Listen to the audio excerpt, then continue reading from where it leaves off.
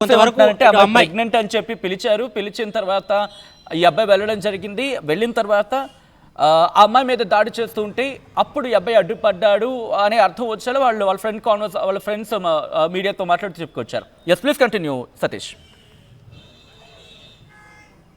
Yes అదే విషయం చెప్పడం జరిగింది. మరి కొద్దిసేపటి క్రితమే వాళ్ళ పెద్దనాన్న కూడా మాట్లాడారు. మరి గత కొంతకాలం కూడా పెద్దనాన్న వద్ద ఉంటారు. మరి అబ్బాయికి అయితే తల్లిదండ్రులు అయితే లేకపోవడంతో మరి కొంతకాలంగా ఉంటున్నారు. మరి వాళ్ళ పెద్ద బాబాయ్ అయితే మాత్రం అతను అమీర్పేటలో ఆయన నివాసం ఉంటున్నారు. మరి కొంతవరకు దూరం ఉండడంతో ఇటు కుత్లాపూర్లో కూడా ఆయన రూమ్ రెంట్కి తీసుకుంటున్నాడు గత కొంతకాలంగా. అయితే ఈ మధ్య కాలంలోనే వాళ్ళిద్దరి మధ్య కన్వర్సేషన్ అయితే స్టార్ట్ అయింది. స్టార్ట్ కావడంతో మరి ఆ అబ్బాయిని పిలిపించి మాట్లాడే ఉద్దేశంతోనే పిలిచినట్టు తెలుస్తోంది. మరి అక్కడ అమ్మాయి తల్లిదండ్రులు ఆమెపై దాడి చేయడంతో మరి ఇక్కడ శివ కూడా అడ్డుకునే ప్రయత్నం చేశారు. అడ్డుకునే క్రమంలోనే అతన్ని బ్యాట్తో తలపై కొట్టడంతో మరి అక్కడ శ్రోదై పడిపోయాడు. మొత్తం రక్తస్రావం కావడంతో దగ్గరలోని ఆసుపత్రి కూడా తీసుకెళ్లడం తెలుస్తోంది. మరి దీంతోనే మరి ఆయన ఇటు దెబ్బలు తగలడంతో అక్కడ చనిపోయినట్టు తెలుస్తుంది. మరి ఈరోజు ఉదయం ఆ అమ్మాయి యొక్క తల్లి కూడా వీళ్ళ బాబాయ్ ఫోన్ చేస్తుంటే ఆ బాబాయ్ ఫోన్ రావడంతో మరి మీ అబ్బాయి ఇట్లా హాస్పిటల్లో పడి ఉన్నాడు వచ్చి తీసుకెళ్ళండి చెప్పడంతో మరి అక్కడికి పోవడంతో వాళ్ళ బంధువులంతా కూడా వెళ్ళడంతో మరి అక్కడ ఆయన జీవోత్సవంలో పడి ఉన్నాడు. దీంతో మరి వెంటనే ఇటు పోలీసులు కూడా ఇన్ఫర్మేషన్ ఇచ్చారు. పోలీసుల ఇన్ఫర్మేషన్తో మరి పోలీసులు కూడా కేసు నమోదు చేసుకొని ప్రజెంట్ అయితే దర్యాప్తు చేస్తున్నారు. మరి ప్రజెంట్ అయితే మాత్రం ఇటు అమన్పూర్ పోలీస్ స్టేషన్ పరిధిలోని మరి ప్రభుత్వ హాస్పిటల్లో మరి శివ మృతదేహం ఉంది. మరి ఆయన మృతదేహానికి కొద్దిసేపటి క్రితం పోస్ట్ మార్టం పూర్తయింది. వాళ్ళ బంధువులకి వాళ్ళ పెద్దనాన్న కూడా డెడ్ బాడీ అప్పగించారు. మరి కాసేపట్లోనే ఎన్టీఆర్ జిల్లా పెనుగండ్ల చెరువు చెందిన కూడా తీసుకెళ్తున్నారు. మరి ఈ విషయంపై కూడా పోలీసులు అయితే కేసు నమోదు చేసుకొని దర్యాప్తు చేస్తున్నారు. మరి ఈ విషయంలో అమ్మాయి స్టేట్మెంట్ అయితే చాలా కీలకమని చెప్పుకోవాలి. మరి అమ్మాయి స్టేట్మెంట్ రికార్డ్ చేసిన తర్వాత ఇంకా ఆయన కీలక విషయాలను కూడా వెలుగులోకి వచ్చే అవకాశం అయితే కనిపిస్తుంది. మరి ఇదంతా మాత్రం అత్యంత దారుణమైన సంఘటన అని చెప్పుకోవచ్చు. మరి ఈ రకంగా మరి పెళ్లి విషయంపై మాట్లాడదామని పిలిచి ఈ రకంగా మరి అబ్బాయిని పిలిపించి మరి ఈ రకంగా చావగొట్టి మరి ఈ రకంగా చంపేయడం కూడా ఇది అత్యంత దారుణ విషయం చెప్పుకోవచ్చు. మరి ఈ విషయంలో మాత్రం పోలీసులు అయితే కేసు నమోదు చేసుకొని దర్యాప్తు చేస్తున్నారు. మరి యొక్క దర్యాప్తులో కూడా మరిన్ని కీలక విషయాలు వెలుగులోకి వస్తాయని కూడా మరి చూడాల్సిన అవసరం అయితే కనిపిస్తుంది. సచిన్ రైట్ సతీష్, ఒక్కసారి మీరు లైన్లో ఉండే ప్రయత్నం చేయండి. మొత్తంగా ఈ ఘటన ఒక్కసారిగా అందరినీ షాక్కి గురి చేస్తుంది. ఒక మనిషిని పరువు పేరుతో చంపేస్తారా? ఒక మనిషి ప్రాణం ముఖ్యమా, పరువు ముఖ్యమా? అఫ్కోర్స్ కాస్త ఎమోషనల్గా మాట్లాడే క్రమంలో పరువే ముఖ్యమా? గుర్తుపెట్టుకోండి, మీకు పరువే ముఖ్యం అనుకుంటే ఆ మనిషి ప్రాణాలకు మీకు సంబంధం లేదు. మీకెంత బతకడానికి హక్కు ఉందో ఆ వ్యక్తి ఎంత క్రిమినల్ అయినా కసబ్ని మీకు గుర్తుందా? ఉగ్రవాది కసబ్ మీకు గుర్తుందా? వాడిని ఏం చేశాం? అంతమంది ప్రాణాలను తీసినప్పటికీ వాడికంటూ కొంత టైం ఇచ్చి వాడి తరపున మళ్ళీ వాదన వినిపించి, అంటే జీవించే హక్కు ప్రతి ఒక్కరికి ఉంటుంది. అంటే ఆ లెవెల్లో మనం ట్రీట్ చేస్తాం ఒక మనిషి ప్రాణాన్ని. ఇక వాడి వల్ల ఈ సమాజానికి ప్రమాదం అనుకున్న సందర్భంలోనే ఒక నిర్ణయం తీసుకుంటాం. అంతటి వాల్యూ ఇస్తాం మనం ప్రాణానికి. దట్టు యువకుడు, తల్లిదండ్రులు లేని బిడ్డ. మీరు చూడొచ్చు, అదిగో ఒక్కసారి ఆ ఫుటేజ్ మీరు చూడొచ్చు. ఆ అబ్బాయిది అంటే ఏదో ఎక్కడికో ఎదగాలి. సాధారణంగా మనం మాట్లాడుకుంటూ ఉంటాం కదా, ఆల్తూ ఫాల్తుగా తిరిగే వ్యక్తిలా అయితే మాత్రం అక్కడ కనిపించట్లేదు కదా. వాడికి టార్గెట్ ఏదో పెట్టుకుని ఉంటాడు కదా. 10th క్లాస్ నుంచి ఒకే అమ్మాయితో కంటిన్యూ అవుతున్నాడంటే అర్థం చేసుకోవాలి కదా. పోనీ చిన్నప్పుడు ఏదో అదే అట్రాక్షను, అఫెక్షను, ఇన్ఫాక్చువేషను, ఏదో పనికి మళ్ళీ పేరు దాన్ని పెట్టండి. కానీ 10th క్లాస్ నుంచి బీటెక్ సెకండ్ ఇయర్ అంటే 10th నుంచి ఇంటర్ 10th ఒక 1 ఇయర్ అనుకుందాం. ఆ తర్వాత ఇంటర్ 2 ఇయర్స్ 3 ఏళ్ళు, బీటెక్ సెకండ్ ఇయర్ ఇక్కడ ఒక 2 ఏళ్ళు, మొత్తం 5 ఏళ్ళ నుంచి ఒకే అమ్మాయితో ఉన్నాడంటే ఆలోచించలేకపోయారా తల్లిదండ్రులు? మీకు పరువు అంటే ఆ క్యాస్ట్ ఫీలింగ్ ఉంటుంటే కనుక ముందే చెప్పాల్సింది అమ్మాయికి, అమ్మా మనకి క్యాస్టే ముఖ్యం తల్లి, మనకి క్యాస్టే ముఖ్యం, మన కులము ఆ గజ్జి ఉంటుంది కదా, కుల గజ్జి ఉంటుంది కదా, ఆ గజ్జితో నువ్వు గోక్కుందావమ్మా, రక్తాలు వచ్చేలా గోక్కావాలమ్మా, మనం వేరే కులాన్ని చూడకూడదు అని చెప్పి అమ్మాయికి ఒప్పించి, అవును ఆ గజ్జి నేను కూడా తెచ్చుకోవాలి, ఆ గజ్జి నేను కూడా పాముకోవాలి, ఆ గజ్జిని నిలువెల్లా రాసుకోవాలి అని చెప్పి ఆ అమ్మాయిని అంత కులగచ్చి ఎక్కించేసుకుంటే అప్పుడు మాన్పించుకోవచ్చు. మీరు ఒక డాక్టర్ని ఒక ట్రీట్మెంట్ కోసం డాక్టర్ దగ్గరికి వెళ్ళినప్పుడు మా కొలపొడవేనా అని అడగాల్సింది. ఇంజక్షన్ వేసేటప్పుడు నువ్వు మా కొలపొడవేనా అని చెప్పి డాక్టర్ని అడగాల్సింది. గుండు పొట్టు వచ్చి బెడ్ మీద ఉన్నప్పుడు నువ్వు మా కొలపొడవేనా అని చెప్పి అడగాల్సింది డాక్టర్ని, ట్రీట్ చేస్తారు డాక్టర్ని. మీరు బస్సులోనో ట్రైన్లోనో లేకపోతే విమానంలో ట్రావెల్ చేస్తారు కదా, బస్సు డ్రైవర్ను లేకపోతే లోకో పైలట్ను అడగాల్సింది, ఎరా బాబు నువ్వు మా కొలపొడవేనా అని చెప్పి అడగాల్సింది. అప్పుడు మీకు కులాలు గుర్తురావు. మీకు అన్నం వండే రైతు ఏ కులమో మీకు తెలీదు. మీరు బట్టలు వేసుకుంటున్న బట్టలు మీకు నేసింది ఎవడో మీకు ఏ కులమో తెలీదు. ఆఖరికి మీరు రోజు నీళ్లు తాగుతారు కదా, నీళ్లు తాగేందుకు అక్కడ ట్యాప్ని రిలీజ్ చేసేందుకు ఎవరో ఒక వ్యక్తి ఉంటారు. ఆయన ఏ కులపోడో కూడా మీకు తెలీదు. బహుశా తెలిసినా మీరేం చేయలేరు, ఎందుకంటే అది మీకు అవసరం కాబట్టి. అంటే మీకు అవసరం ఉన్న చోట కులగజ్జి పట్టించుకోరు, మీకు అవసరం లేని చోట ఈ కులాన్ని గజ్జిగా పావేసుకొని గీకేసుకొని రక్తాలు వచ్చేలా పావేసుకొని నిలువెల్ల విషాన్ని మీ గుండెల్లో నరాల్లో నింపేసుకొని కులం అనే ఒక పేరుతో మనిషిని చంపేయడానికి పుట్టుకొచ్చిన కులగజ్జి ఉగ్రవాదులు మీరంతా. బహుశా ఈ మాటకి నిర్మోహమాటంగా అనొచ్చేమో. బహుశా ఇంత పెద్ద పదం ఏం వాడేస్తారు సచిన్ అంటే, వీళ్ళు ఇంకెలా చూడాలండి? ఒక మనిషిని చంపేస్తే వీళ్ళని ఉగ్రవాదితో సమానం కాదా? వీళ్ళు కులగచ్చి పావేసుకొని ఒక మనిషిని చంపేస్తారా? కులం కూడు పెడుతుందా అని చెప్పి అడుగుతూ ఉంటారు కదా. సమాధానం చెప్పండి వాళ్ళకి. ఈరోజు చూడండి ఏం చేశారు. కులం పేరుతో మనుషుల్ని చంపేసుకుంటారా, పావేసుకుంటారా?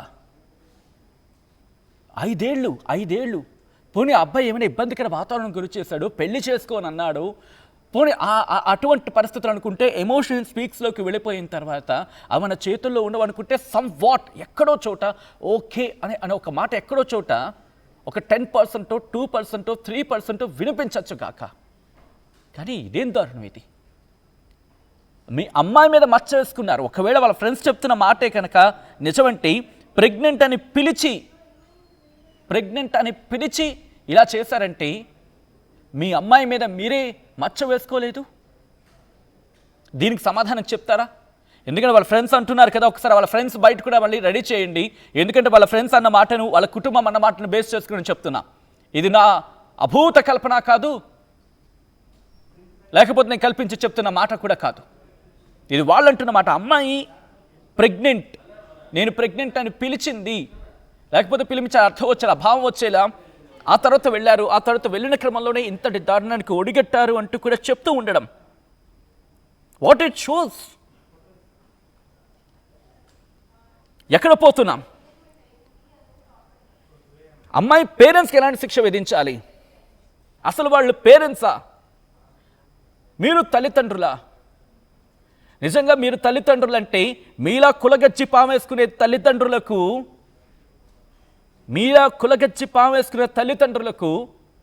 ఏం సందేశం ఇస్తారు ఇప్పుడు ఇటువంటి తర్వాత? అడగండి. ఇలాంటి పరువు పేరుతో చంపేస్తారు కదా, ఇలాంటి వాళ్ళని అడగండి. రేపు జైలు నుంచి బయటకు వస్తారు. జైల్లో ఒకవేళ అరెస్ట్ అయిన కేసు ఇన్వెస్టిగేషన్ తర్వాత అరెస్ట్ అయ్యారు అనుకుందాం ఫర్ ఎగ్జాంపుల్. బయటకు వస్తారు కదా, అమ్మా నువ్వు తింటున్న తిండి ఉంది కదా, ఏ కులపోడు వండాడమ్మా, ఏ కులపోడు పండించాడమ్మా, మరి తాగుతున్నావు కదా నీళ్ళు, ఏ కులపోడు అది నీళ్ళతో తాగుతున్నావమ్మా, మరి తాకూడదు కదా. మీ కులపోడు వండింది, మీ కులపోడు పండించిందే తినాలి, మీ కులపోడు వదిలిన నీళ్ళే నువ్వు తాగాలి కదమ్మా, లేకపోతే నువ్వు వెళ్ళి తెచ్చుకోవాలి కదమ్మా. మీ కులపోడు తయారు చేసిన బండి నువ్వు నడపాలి కదమ్మా. చెప్పండి. ఇది ఇలా నేర్పించండి. సో దట్ కొంతమంది మూర్ఖులైనా మారుతారు. కులం పేరుతో గచ్చి పావేసుకొని గీకేసుకొని ఊరిక అది పావేసుకున్న బ్యాచ్ ఏదైనా ఉంటే కనుక మారి సావండి ఎప్పటికైనా. బహుశా ఈ మాట అన్నది క్షమించాలి. మీరు మారకపోతే సమాజం మిమ్మల్ని మార్చే ప్రయత్నం చేస్తుంది. ఇప్పటికీ ఇలాంటి వాళ్ళని ఏం చేయాలి ఒకసారి మీరు మాట్లాడే ప్రయత్నం చేయండి. ఈ కథను మిమ్మల్ని కాస్త కలవరపరచచ్చు, కాస్త నా మాటలు కూడా కొంతమందిని నొప్పించచ్చు గాక. ఎక్కడ బాధించుంటే క్షమించండి, నిమ్మహమాటంగా అడుగుతున్నా. కానీ అది ఆవేదనతో వచ్చిన మాటలు తప్ప, ఒక మనిషిని పరువు పేరుతో చంపేస్తే ఎటువంటి బాధ ఉంటుందో సాటి మనిషిగా వ్యక్తపరిచిన మాటలు తప్ప ఇది ఎవరిని టార్గెట్ చేయడానికి వెళ్ళాను కాదు. ఎందుకంటే ఒక్కసారి ఆ కుటుంబం మాట్లాడిన మాటలు వాళ్ళ ఫ్రెండ్స్ మాట్లాడిన మాటలు వింటే కనుక రగిలిపోతుంది గుండె. ఒక మనిషిని, ఒక యువకుడిని కులం పేరుతో సోకాల్డ్ తల్లిదండ్రులు ఇబ్బంది పెడితే ఎలా ఉంటుంది? ఈ కథనం మిమ్మల్ని కాస్త కలవరపరచవచ్చు. అయితే మిమ్మల్ని కలవరపాటు గురించడం ఆర్టీవీ ఉద్దేశం కాదు, కానీ ఇటువంటి కథనాలు చూసినప్పుడు కాస్త కలవరపాటు గురే అవకాశం ఉంటుంది కాబట్టి దీనికి సంబంధించి తగిన జాగ్రత్తలు తీసుకోవాలని ఆర్టీవీ సూచించడం జరుగుతోంది. This is distributing content, where description is highly advised. ఒక్కసారి ఆ కుటుంబం, శ్రావణ సాయి అలియాస్ శివ కుటుంబం ఏమంటోందనేది ఒక్కసారి వారి మాటల్లో మీరే వినండి. And you guys should react, the youth of India should react. మీరు రియాక్ట్ అయితే ఇటువంటి వాటికి కనీసం ఫుల్ స్టాప్ పడకపోయినా కనీసం కామ అయినా పడతాయి. ఆలోచించే ప్రయత్నించండి. ఒక్కసారి ఆ కుటుంబం ఏమంటుందో మీరు వినండి. నా పేరు కాకాని వెంకటేశ్వరరావు. మా తమ్ముడి కొడుకుని నిన్న కొట్టి రాత్రి నిన్న మధ్యాహ్నం నుంచి మాకు తెలిసింది ఏంటంటే, నిన్న మధ్యాహ్నం నుంచి వాడిని బంధించి కొట్టి పొద్దున హోలిస్టిక్ హాస్పిటల్లో తీసుకొచ్చారని తెలిసింది. బ్రాడ్ డెడ్ అయ్యి తీసుకొచ్చారని హాస్పిటల్లో సమాచారం ఇచ్చారు. మేము అక్కడికి పోయి చూసాం. విషయం ఏంటంటే, వాడెవరో 10th క్లాస్ చదివేటప్పుడు ఇక్కడ ఒక అమ్మాయిని ప్రేమించిందని చెప్పారు. ఆ తర్వాత వాళ్ళు పద్దాలు థ్రెటన్ చేసుకుంటూ వచ్చారు. కానీ నేను ఆ చిన్నపిల్లలు అని చెప్పి నేను ఒకసారి వాళ్ళతో మాట్లాడి, మా వాడిని కూడా కొంచెం సర్ది చెప్పి ఇంజనీరింగ్ అయిపోవాలి, చిన్నపిల్లలు ఇట్లాంటివి ఉండకూడదని చెప్పిన తర్వాత వాళ్ళు 2-3 సార్లు ఆ అమ్మాయి మా వాడి హాస్పిటల్ దగ్గరికి వెళ్ళి, నన్ను పెళ్లి చేసుకో, మా ఇంటికి వచ్చి మాట్లాడు, నువ్వు నన్ను పెళ్లి చేసుకొని ఒత్తిడి చేసిందని వాళ్ళ ఫ్రెండ్స్ ద్వారా నాకు సమాచారం. అయితే నేను మా వాడితో కూడా చెప్పిన, ఇలాంటి పిచ్చి పనులు చేయకూడదు, మీ వయసు చిన్నపిల్లల వయసు, మీరు ఇంజనీరింగ్ కంప్లీట్ చేయమని చెప్పిన. మరి ఏం జరిగిందేమో తెలియదు, కానీ నిన్న మధ్యాహ్నం వాడిని ఫోన్ చేసి పిలిపించి వాడిని బాగా కొట్టడం జరిగింది అనేది, నిన్న మధ్యాహ్నం నుంచి నిన్న 12 గంటల నుంచి వాడిని కొట్టడం జరిగిందంట. ఒంటి నిండా గాయాలు అయితే ఉన్నాయి. మరి దానికి సంబంధించి వాళ్ళందరూ బంధించారు. రాత్రి తెల్లవారుజామున శ్వాసలో ఇబ్బంది వస్తే వాళ్ళు ఆ బంధించిన వాడిని తీసుకొచ్చి దగ్గర ఏదో చిన్న హాస్పిటల్కి తీసుకెళ్తే, వాళ్ళు ఇక్కడ మా వల్ల కాదు, మీరు పెద్ద హాస్పిటల్కి తీసుకెళ్ళమంటే అక్కడికి తీసుకెళ్లే లోపల చనిపోయిండు. హాస్పిటల్లో చెప్పడం అంటే వీళ్ళు తీసుకొచ్చేసరికి చనిపోయి ఉండండి అని నాకు పొద్దున్న నేను హాస్పిటల్కి వెళ్తే చెప్పారు. మా వాళ్ళు వెళ్తే ముందు చెప్పారు, నాకు సమాచారం ఇస్తే నేను పోయి అడిగితే అదే చెప్పారు. ఆమె ఏమంటదంటే, అమ్మాయి తల్లి, మా అమ్మాయిని కొడుతుంటే ఈ అబ్బాయి అడ్డొచ్చిండు, నేను బ్యాట్ తీసుకొని కొడితే ఈ అబ్బాయి చచ్చిపోయిండని చెబుతుంది. కానీ మా అనుమానం ఏంటంటే, దానికి సంబంధించిన వాళ్ళు ఒక్కతే కొడితే అట్లా మా పిల్లోడు పెద్ద 5-7-5-8 ఉంటాడు కదా, గట్టిగానే ఉంటాడు. మరి వాడిని అన్ని దెబ్బలు కొట్టేదాకైతే ఓర్చుకోలేడు. అబ్బాయి ఇంజనీరింగ్ సెకండ్ ఇయర్ చదువుతుందండి, Saint Peter's engineering college, Mysore కూడా. అమ్మాయి ఏదో డిగ్రీ చదువుతుంది, డిగ్రీ తప్పిందని అంటున్నారండి. మాకు అంతగా పెద్దగా వివరాలు తెలియదు ఇంకా దాని గురించి. మా వాడినైతే ఇలా వచ్చి మా బంధువుని కొంచెం ఎంక్వైరీ చేయమని అడిగితే, మా బంధువు పోతే కొట్టడం కాదు బావ, చనిపోయి ఉన్నాడు ఇక్కడ, వాళ్ళు హాస్పిటల్లో చనిపోయిండని చెబుతున్నారంటే అప్పుడు నేను పోయినా. విషయం ఏంటంటే, వాళ్ళ అమ్మే మరి మేము కొడుతుంటే, మా అమ్మాయిని కొడుతుంటే మీ అబ్బాయి అడ్డొచ్చిండు, చచ్చిపోయిండు, మీ అబ్బాయికి దెబ్బలు తగిలి, బ్యాట్తో కొడితే మీ అబ్బాయికి దెబ్బలు తగిలి అన్నట్టు. మరి పోలీసు వారు కూడా చూశారు, ఆ దెబ్బలు తగిలినాయని వాళ్ళు కూడా నిర్ధారిస్తున్నారు. ప్రాథమికంగా అయితే ఒక అంచనా ఒంటి నిండా అయితే గాయాలు అయితే ఉన్నాయి. మనకి కనపడేటట్టే గాయాలని గొంతు మీద, కంటి మీద, హిప్ జాయింట్స్.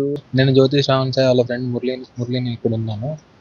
నిన్న పొద్దున జ్యోతి శ్రావణ్ సాయి వాళ్ళ గర్ల్ ఫ్రెండ్ అనే ఆమె, శ్రీజ అనే ఆమె ఫోన్ చేసి శివాని పిలవడం జరిగిన పక్షంలో ఇతను వాళ్ళ ఇంటికి వెళ్ళిండు. వాళ్ళ ఇంటికి వెళ్ళిన తర్వాత వాళ్ళ తల్లిదండ్రులు కలిసి కొట్టి జ్యోతి శ్రావణ్ సాయి మరణించాడు.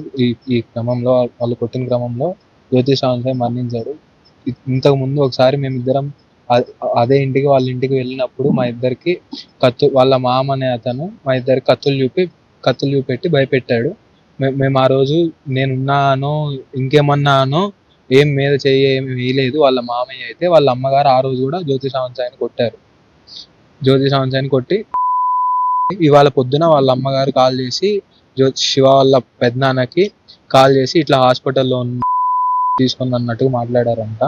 ఎందుకు పిలిచారంటే, పిలిచిన పక్షం ఏమంటే, నేను ఇట్లా ప్రెగ్నెంట్ అని చెప్పి పిలిపించారంట. ప్రెగ్నెంట్ని ఇంట్లో మాట్లాడదాం రా, మేము మాట్లాడతాం అని చెప్పి పిలిపించారు వాళ్ళ ఇంట్లో వాళ్ళు. పిలిపించిన పక్షంలో వెళ్తే ఇట్లా అయింది. ఇంత ముందు కూడా చాలా సార్లు వాళ్ళు ఎంక్వైరీ చేశారు వీళ్ళ పెద్దనాన్ని, ఎంత ఆస్తుంది ఏంది అది ఇది అని చెప్పి నా పేరు దినేష్, నేను సెయింట్ పీటర్స్లో సెకండ్ ఇయర్ చదువుతున్నాను. శివ నా బెస్ట్ ఫ్రెండ్. శివ అనే ఆయనని శ్రీజ అనే అమ్మాయి ఇద్దరు ప్రేమించుకున్నారు. మధ్యలో శ్రీజ అనే అమ్మాయి కూడా చాలాసార్లు ఇంట్లో నుంచి బయటికి రావడం అనేది జరిగింది. ఇట్లా పెళ్లి చేసుకో అని చెప్పి తీసుకోవో అనుకుంటా శివాని ఇబ్బంది పెట్టడం కూడా జరిగింది. ఇక ఒక్కసారి అయితే శివ బండి కూడా గుంజుకోవడం జరిగింది. ఆ పిల్లవాళ్ళ ఇంట్లో వాళ్ళు 1-2 సార్లు పిలిచి బండి ఇస్తామనే మా కన్వర్జేషన్ కూడా వాళ్ళిద్దరి మధ్యలో అయ్యింది. ఇక ఈసారి ఆ అమ్మాయి ఇట్లా ప్రెగ్నెంట్ అని పిలవడం జరిగింది. మరి వాళ్ళు చెప్పడం వరకు అయితే అమ్మాయిని కొడుతుంటే అడ్డెళ్ళాడని చెప్పి బ్యాట్తో కొట్టాడని తెలిసింది మాకైతే వాళ్ళ ద్వారా. కాకపోతే చూస్తే ఒంటి మీద అయితే చాలా గాయాలు ఉన్నాయి. బ్యాట్తో కొట్టిన గాయాలు అయితే కాదు, ఇంకా వేరే వాళ్ళు హస్తాలు కూడా ఉన్నాయని మేము అనుకుంటున్నాము. మాకు కావాల్సిన న్యాయం ఏంటంటే ఇక్కడ మాకు ప్రాణం పోయింది. ఆ ప్రాణంకి అయితే డబ్బులు కట్టినా ఏం చేసినా అయితే ప్రాణం అయితే ఎంటకి రాదు మళ్ళీ. ఇక న్యాయం ఏమన్నా చేసేది ఉంటే వాళ్ళ ఫ్యామిలీకి చేయాలని మేము కోరుకుంటున్నాం అంతే. అసలైన తొలి వెలుగు. ఫాలో వాట్సాప్ @తొలి వెలుగు official.